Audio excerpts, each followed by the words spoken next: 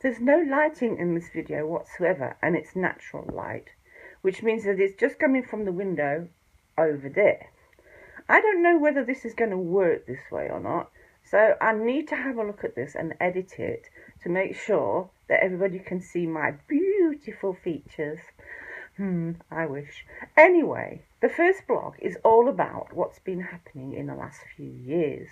Not necessarily with me, but with everything that's going on, like the wars and all the things that are happening with young people and all the things that's happening with abuse and stuff like that. And it's not just my opinion on this, it's what my thoughts are. So they're not necessarily the same thing. I'm not going to share opinions with everyone because a lot of people will just make that an excuse to disagree.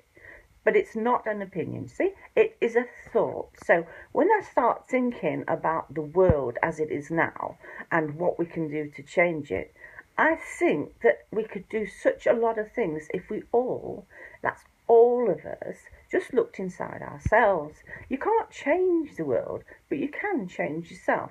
And I'm not talking about giving flowers to people like we did in the 60s.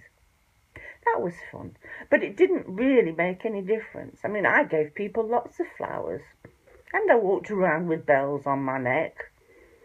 I had lots of flowers in my hair. I'm still a bit of an aging hippie, but still, let's get on. It's not about that. It's about looking at yourself and all the things you do that might, I'm not saying they do, and might just make people a little bit more unhappy. And then changing them. And it's not that difficult because a lot of things that make people unhappy are mostly about your attitude or their perceived attitude about you. So look at all the things that you think you could change and then pick out 3 to start with and see how it feels just for one day, changing those perceptions.